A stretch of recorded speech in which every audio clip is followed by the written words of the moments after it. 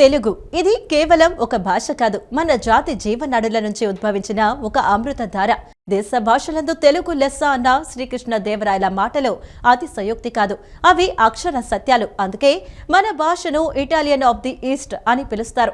మన పదాల చివర ఉండే ఆ అచ్చులు ప్రతి మాటను ఒక రాగంతో ముగిస్తాయి. ఎంత శాస్త్రీయమైన భాష మనది. నోటిలోని ఏ భాగం నుంచి ఏ ధ్వని పుట్టాలో స్పష్టంగా విభజించి చెప్పిన మహోన్నత వర్ణమాల మనది. మన తెలుగు భాషా వృక్షానికి మనం నీళ్లు పోసి కాపాడుకుంటే అది మనకు ఉద్యోగాలనే కాకుండా గొప్ప సంస్కృతిని, గుర్తింపును కూడా ప్రసాదిస్తుంది. మన తెలుగు భాషా వైభవంపై ప్రత్యేక కథనం.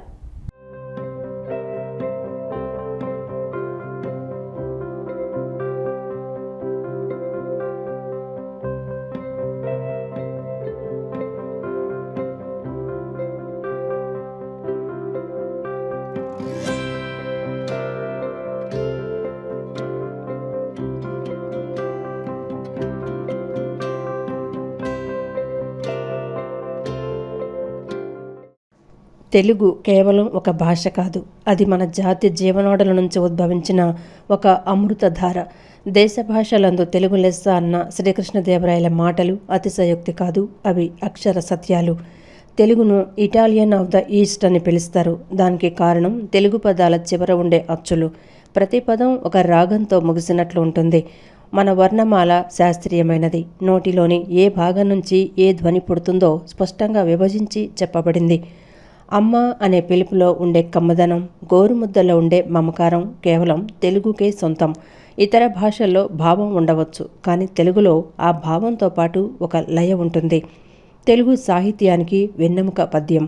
పద్యం కేవలం చదవటం కోసం కాదు, అది మన హృదయాలను మీటే ఒక సంగీత పరికరం.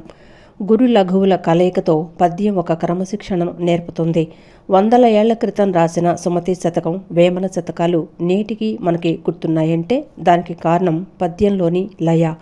పద్యం పాడితే గాలిలో ఒక రకమైన ప్రకంపనలు పుడతాయి. అది మన సంస్కృతిని ప్రతిబింబిస్తుంది. ప్రస్తుత సమాజంలో ఇంగ్లీష్ అనేది ఒక అవసరంగా మారింది. ప్రపంచంతో పోటీ పడాలంటే ఆ భాష నేర్చుకోవాల్సిందే. అందులో తప్పు లేదు. కానీ ఇంగ్లీష్ నేర్చుకోవటం అంటే తెలుగును వదిలేయటం కాదు.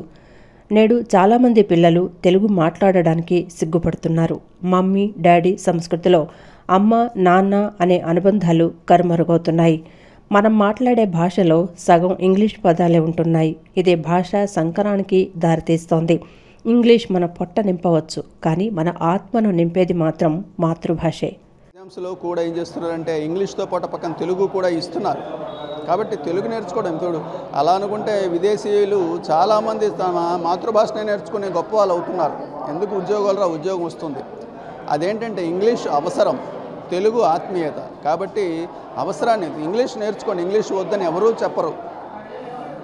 పూర్తిగా తెలుగులోనే మునిగిపోమని ఎవరూ చెప్పలేదు. కానీ తెలుగు భాష అనేది ఏంటంటే మన సంస్కారాన్ని, మన భాష మనకి పెంచుతుంది. ఎందుకంటే తెలుగు భాషలో పలు గ్రంథాలు ఉన్నాయి. ఉదాహరణకి ఏదైనా నాటకం చూసామనుకోండి, తెలుగు నాటకంకి మనం ఆనందం అనుభవించినట్టుగా ఇంగ్లీష్ నాటకానికి అనుభవించలేము. కాబట్టి మానసికంగా ఆనందం పెరగాలంటే మాతృభాష అవసరం ఉంటుంది. మానసిక ఆనందం ఎప్పుడైతే పెరుగుతుందో అప్పుడు ఉద్యోగానికి కావలసినటువంటి పట్టుదల, ఆత్మవిశ్వాసం అవి పెరుగుతాయి. కాబట్టి తెలుగులోనే మనం ఇవన్నీ కూడా నేర్చుకుంటేనే తద్వారా ఆత్మవిశ్వాసం పెరుగుతుంది. తెలుగును మొత్తం తెలుగులోనే ఉంచేయమని చెప్పట్లేదు కదా, కానీ తెలుగు భాషను కూడా చేయాలి. మనం బతికించాలి అనకూడదు. తెలుగు ఎప్పుడు అది తగ్గదు. ఇప్పుడు కూడా అది ఉన్నత స్థాయిలోనే ఉంటుంది.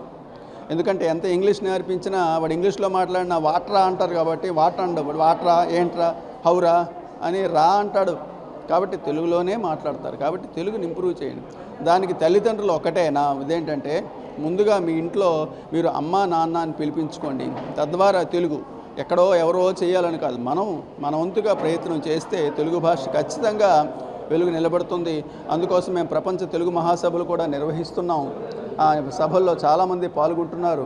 కాబట్టి తెలుగు భాష కోసం తల్లిదండ్రులు ఎటువంటి చింతపడద్దు. మీరు తెలుగు లేనిదే, తెలుగు ఉంటే వాళ్ళు భవిష్యత్తులో మంచి ఉద్యోగాలు రావు అనుకోవడం చాలా పెద్ద పొరపాటు వస్తుంది. ఆ ఉద్యోగానికి కావలసినటువంటి పట్టుదల, ఆత్మస్థైర్యం అనేది, ఆత్మవిశ్వాసం అనేది మన మాతృభాష నిలబెడుతుంది. కాబట్టి ఖచ్చితంగా తెలుగు నేర్పించండి. దానివల్ల మనం భవిష్యత్తులో ఇంకా ప్రయోజనాలను పొందుతాం. తెలుగు భాషకు మాత్రమే సొంతమైనటువంటి అంశం ఏదన్నా ఉందంటే అది పద్యం. పద్యాన్ని కాపాడుకుంటే మనం భాష 10 కాలాల పాటు స్థాయిగా చిరస్థాయిగా నిలబడి ఉంటుంది, అందులో సందేహం లేదు. అటువంటి పద్యాన్ని ఇక్కడ ఒక పోటీలో అంశంగా భాగం చేసి ఎంతోమంది పిల్లల చేత అందులో పోటీలో పాల్గొనేట్టుగా చేయటం, వాళ్ళు చక్కగా పద్యాలు పాడటం, అంటే గాన రూపంలో వచనానికి పద్యానికి ఉన్న వ్యత్యాసాన్ని చూపించగలిగేటట్టుగా పిల్లలకి మనం ముందుగానే తర్ఫీదు ఇవ్వటం. అంటే వచనం అయితే మనం మాట్లాడాలి రా అబ్బాయి, పద్యం అనేది వచ్చినంతలో గాన రూపంలో ఉండాలి, రెండిటికి వ్యత్యాసం ఉండాలి అని తెలియజేస్తూ ఈ పోటీలు జరుగుతున్నాయి. అంతేకాకుండా పద్యం అనేది ఎంతో ఆనందదాయకంగా, శృతిబద్ధంగా, లయబద్ధంగా, మరి రసాన్వితంగా మనసును ఆకట్టుకునే విధంగా ఉంటుంది పద్యం. అందులో తెలుగు పద్యం మనందరికీ తెలిసినటువంటి విషయమే. మచ్చుక్కి పోతర గారు రచించినటువంటి భాగవతంలో నుంచి మందారమకరంద మాధుర్యమునదేలు మధుపంబువోనే మదనములకు, మందారమకరంద మాధుర్యమునదేలు మధుపంబువోనే మదనములకు, నిర్మల మందాకిని వీచికల తూగు రాయంచనునే తరంగిణులకు. ఇప్పుడు మనం పిల్లలకు చెబుతూ నాయనా మందార మకరంద మాధుర్యమున తేలు మధుపంబు ఓవునే మదనములకు, ఇలా చదివి కూడా పిల్లల చేత చదివింప చేయొచ్చు. కానీ దాన్ని కొంచెం రాగయుతంగా పాడించినట్లయితే పద్యం మీద మక్కువ పెరుగుతుంది, వినేవాళ్ళకి కానీ అనేవాళ్ళకి కానీ దాని మీద ఒక ఇష్టం పెరుగుతుంది. ఇట్లా తెలుగు పద్యం, తెలుగు గద్యం, తెలుగులో అనేక అంశాల్లో మనం పిల్లలకి ఈ రకంగా ప్రేరణాత్మకమైనటువంటి విషయాలలో వాళ్ళకి పోటీలు పెడితే భాష 10 కాలాల పాటు చిరస్థాయిగా నిలిచి ఉంటుంది. మాతృభాష పరిరక్షణ అనేటువంటిది మన ఉనికికి సంబంధించిన విషయం. కాబట్టి మన భాషని కాపాడుకోవటం అంటే అర్థం మన ఉనికిని కాపాడుకోవటం అని అర్థం. కాబట్టి ఇది ప్రాథమిక స్థాయి నుంచే ఇలాంటివి ఏర్పాటు చేస్తే భాష ఎప్పటికీ కూడా చిరస్థాయిగా ఉంటుంది.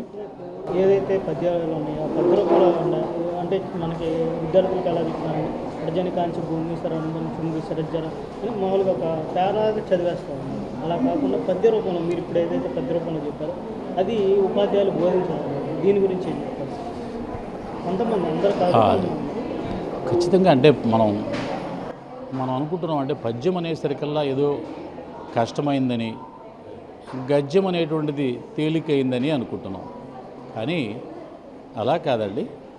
గద్యమైనా పద్యమైనా ఏదైనా కూడాను ఒక ఉపాధ్యాయుడిగా మనం వాళ్ళకి పదవిభాగం చేసి ఏ పదాన్ని ఎక్కడ ఆపాడో అక్కడ ఆపింపజేసి ఇలా ఆపటం వలన, పదవిభాగం చేసి ఆపటం వలన నాయన అర్థం బాగుంటుంది, వినటానికి బాగుంటుంది అని తెలియచేస్తే పద్యమైనా తేలికే, గద్యమైనా తేలికే.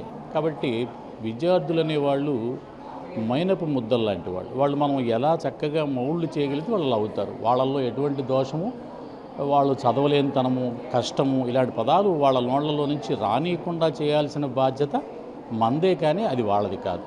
కనుక ఖచ్చితంగా మాలాంటి ఉపాధ్యాయులు అందరం కూడా మా కర్తవ్యంగా భావించి పిల్లలకి భాష మీద మక్కువ పెరిగేటట్టు చేయాలి. అంటే చిన్న చిన్న అంశాలు వాళ్ళకి ఇచ్చి నాయన ఇగో ఈ అంశంలో నువ్వు నీకు వచ్చినటువంటి పదాలతో తప్పులు లేకుండా కాసేపు మాట్లాడు, 1 నిమిషం మాట్లాడు.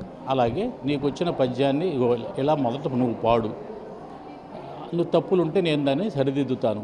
ఇలా గనక కొంత వాళ్ళకి సమయం కేటాయించగలిగితే, ఎందుకంటే ఇది ఇవాళ నేను చెప్తున్న కొత్తదే విషయం కాదు.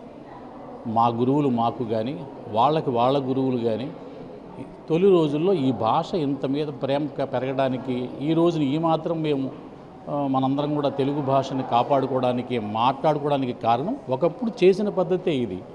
అయితే ఇప్పుడు కొంచెం హడావిడిగా గబగబా ఉన్న సమయాన్ని బట్టి ఇలా వెళ్తోంది. కానీ కొంచెం సమయం కేటాయించి ప్రతి ఉపాధ్యాయుడు కనుక చక్కగా పదవి భాగం చేసి మరి తను చదవటం మరియు పిల్లల చేత చదివించడం, పదవి భాగం చేయటం వలన చక్కగా పదం యొక్క అర్థం తెలుస్తుంది, ఓహో ఇంత తేలిక మాట్లాడటం, ఇంత కఠినం అనుకున్నానే అనే ఒక భావన కూడాను పిల్లల్లోకి చేరుతుంది.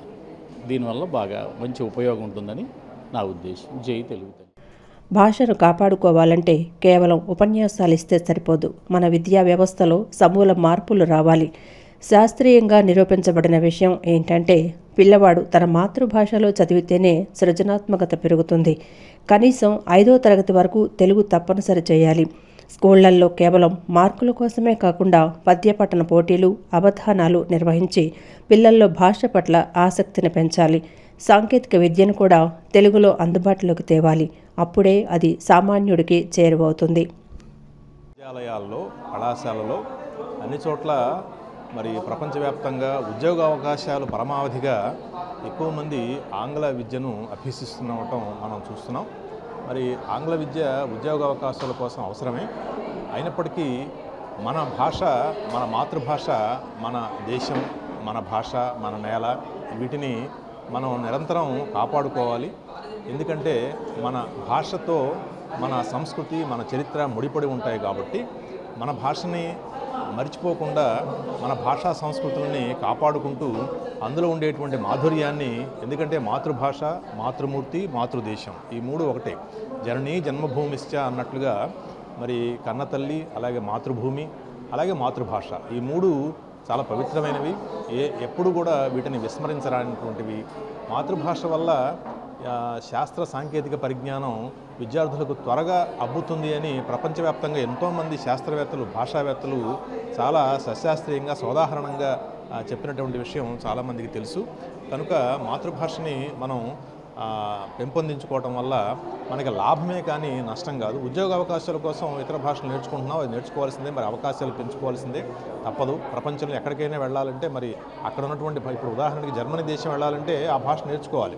జపాన్ దేశం వెళ్ళి మనం ఉద్యోగం చేయాలంటే జపాన్ భాష నేర్చుకోవాలి. అలాగే అమెరికా, ఇంగ్లాండ్ లాంటి దేశాలకు వెళ్ళాలంటే ఆంగ్ల భాష నేర్చుకుంటే మనం అక్కడ ఉద్యోగ అవకాశాలు పొందుతాం. అంతేకాకుండా భాషను నిరంతరం అభివృద్ధి చేసుకుంటూ కూడా ఉండాలి. ఆంగ్ల భాషని ఎందుకు మనం ఆశ్రయిస్తున్నామంటే ఆంగ్ల భాషలో అపారమైనటువంటి సాహిత్యం ఉన్నది, ఎన్నో గ్రంథాలు ఉన్నాయి. ఆన్లైన్లో సాంకేతిక పరిజ్ఞానం చాలా వేగంగా అభివృద్ధి చెందుతున్నటువంటి భాష అది. దాంతో పోటీ పడుతూ మనం మన భాషను కూడా ఆ స్థాయికి తీసుకెళ్ళగలుగుతూ ఉన్నప్పుడు మన భాష అభివృద్ధి చెందుతుంది. ఆ భాష వల్ల మాతృభాషీయులు ప్రయోజనం పొందుతారని నేను ఆశిస్తున్నాను. తెలుగు ఫస్ట్ నుంచి, చిన్నప్పటి నుంచి నాకు బాగా ఇష్టం. దాని మీద ఉన్న ఆసక్తి కానీ ఏదైనా సరే ఫస్ట్ నుంచి ఎక్కువ చెప్పడం, పద్యాల్లో కథలు చెప్పడం, వ్యాసరచనలు రాయడం అన్నీ బాగా ఉంటాయి. ఇప్పుడు పద్యగానంలో నేను పార్టిసిపేట్ చేస్తున్నాను. పోయం అంటే భూషలు గావు మత్యులకు భూరి మాయంగాద తారహారముల్ భూషిత కేశపాశ మృదపుష్ప సుగంధ జలాభిషేకముల్ భూషలు కావు పురుషుని భూషితం చేయు పవిత్రవాణి వాగ్భూషణమే సుభూషణము భూషణములు నశించు నన్నీయున్. Thank you so much. తాత్పర్యం ఏంటంటే భూషలు కావు మత్యులకి ఏంటంటే అలంకారం అనేది మనుషులకి, ఆడవాళ్ళు ఇలా అలంకారాలు చేసుకుంటారు. కానీ మనిషికి నిజమైన అలంకారం ఏంటంటే మనస్తత్వం మంచిగా ఉండాలి. లోపల ఏంటంటే మనిషి మంచి గుణంతో నిజాయితీగా ఉండాలి, నిజాయితీగా నడుచుకోవాలి. అంతే. అలంకరించుకున్నంత మాత్రాన లోపల మనిషి మంచిగా ఉంటాడని నమ్మలేము. లోపల మనస్తత్వం అనేది మంచిగా ఉండాలి. అదే తాత్పర్యం.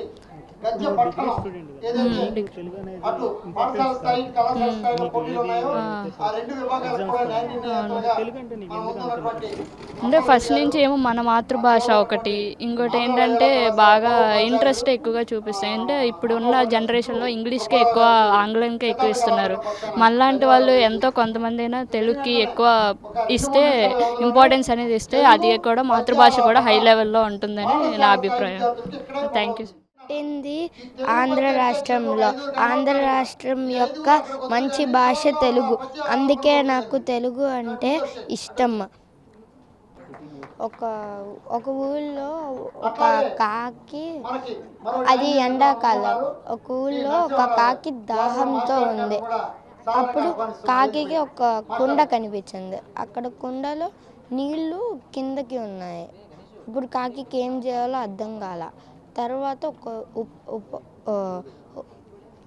ఒక ఐడియా వచ్చింది. ఏంటంటే ఆ రాళ్ళు నీళ్ళల్లో వేస్తే నీళ్లు పైకి వస్తాయి, అప్పుడు నేను తాగొచ్చు అని అనుకుంది. భాష చస్తే జాతి చస్తుంది. మనం మన పిల్లలకు ఆస్తులు ఇవ్వకపోయినా పర్వాలేదు, కానీ అద్భుతమైన తెలుగు భాషను వారసత్వంగా ఇవ్వాలి.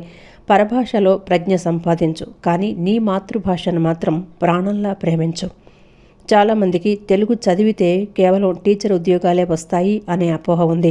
కానీ నేటి డిజిటల్ యుగంలో తెలుగు భాష నిపుణులకు డిమాండ్ విపరీతంగా పెరిగింది. సోషల్ మీడియా పెరిగిన తర్వాత తెలుగులో సమాచారాన్ని అందించే వారికి ప్రాధాన్యత పెరిగింది. వెబ్సైట్లు, బ్లాగులు మరియు న్యూస్ పోర్టల్స్లో వేల సంఖ్యలో ఉద్యోగాలున్నాయి. గూగుల్, మైక్రోసాఫ్ట్, అమెజాన్ వంటి అంతర్జాతీయ సంస్థలు తమ యాప్లను, వెబ్సైట్లను తెలుగులోకి అనువదిస్తున్నాయి. టెక్నికల్ ట్రాన్స్లేటర్స్ మరియు లోకలైజేషన్ నిపుణులకు భారీ జీతాలు లభిస్తున్నాయి. మన తెలుగు భాష వృక్షానికి మనం నీళ్లు పోసి కాపాడుకుంటే అది మనకు ఉద్యోగాలనే కాకుండా గొప్ప సంస్కృతిని, గుర్తింపును కూడా ప్రసాదిస్తుంది. తేనె కన్నా తీయనిది తెలుగు. మన గుండె చప్పుడు తెలుగు. ఆ వెలుగుని ఆరనియ్యక కాపాడుకుందాం. తెలుగు గురించి ఇక్కడ సెమినార్ హాల్లో పోటీలు జరుగుతున్నాయి. దీంట్లో నేను తెలుగు పద్యాల్లో పాల్గొన్నాను. మనకి తెలుగు భాష అంటే మన మాతృభాష. మనం ఎప్పుడూ మన తెలుగు భాషని కాపాడుకుంటూ ఉండాలి. తెలుగు భాష గురించి ఈరోజు నేను ఒక పద్యం పాడబోతున్నాను. తల్లి తండ్రుల మీద దయలేని పుత్రుడు, పుట్టలేని వాడు గిట్టనేమి, పుట్టలోని చదువులు పుట్టవా గిట్టవా, విశ్వదాభిరామ వినరవేమ. Thank you. జాతి నిపమన్న సూత్రానికి ఇందులో అర్హత లేదందువా. ఎంత మాట ఇది శాస్త్ర పరీక్ష కానీ శక్తి పరీక్ష కాదు కాకూడదు. ఇది కుల పరీక్ష అందువా. నీ తండ్రి భరద్వాజుని జన్మం ఏంటిది అంటే జుభుక్షకరమైన నీ సమూహం ఏంటిది, మట్టి కుండలో పుట్టేది కదా, నీది ఏ కులము. ఇంత ఏలా అస్మత్ పితామహుడు కురుకుల వృద్ధుడైన ఈ శాంతనవుడు శివ సముద్ర భార్యకు గంగా గర్భంలో జన్మించలేదా. ఈయనదే కులము మాతో చంపించుమయ్యా. మా వంశంలో ఒక మూల పురుషుడు వశిష్ఠుడు దేవేశ గౌరవ పుత్రుడు కాడా. అతడు పంచమజాతి కన్నా అరుంజతి ఎందు శక్తిని, ఆ శక్తి చండాలని పరాశరుని, ఆ పరాశరును పల్లపరిచిన మత్స్యకింద మా తాత వ్యాసుని, ఆ వ్యాసుడు వెదరాడైన పితామహి అంబికతో మాతృని, పినపితామహి అంబాలికతో మా పినతండ్రి పాండురాజును, మా ఇంటి దాసితో ధర్మ నిర్మాణాచరుడని మీచే కింపబడుతున్న ఈ విధును దేవుని కనలేదా. సందర్భోసంలో బట్టి క్షేత్రవిద్య ప్రాధాన్యంతో సంక్రమణ మా కురువంశము ఏనాడో కులహీనమైనది కాగా నేడు కుళ్ళము అను వీడిదవదం లేదులకు. నాయన సియోధన తాత ఏరుల పారుల బ్రహ్మఋషుల జనము మనం విచారదగిన కాదు. ఇది నీవన్నట్లు బొమ్మాటికి క్షాయిత పరీక్ష. వారిలో రాజ్యమున్న వారే రాజులు, అట్టి రాజులే ఈ కురురాజ మహాసభలో పాల్గొనటకు అర్హులు. ఓహో రాచరిక మహారాజు నిలిచినది ఆయన మా సామ్రాజ్యంలో సత్యస్థమయ వెలుగుందు అంగరాజ్యంలో ఇప్పుడే ఇతని మురుగ శక్తిని కాల్చుదా. మామ సోదర దుశ్శేసన అన్నాక నవరత్న శక్తి కిరటం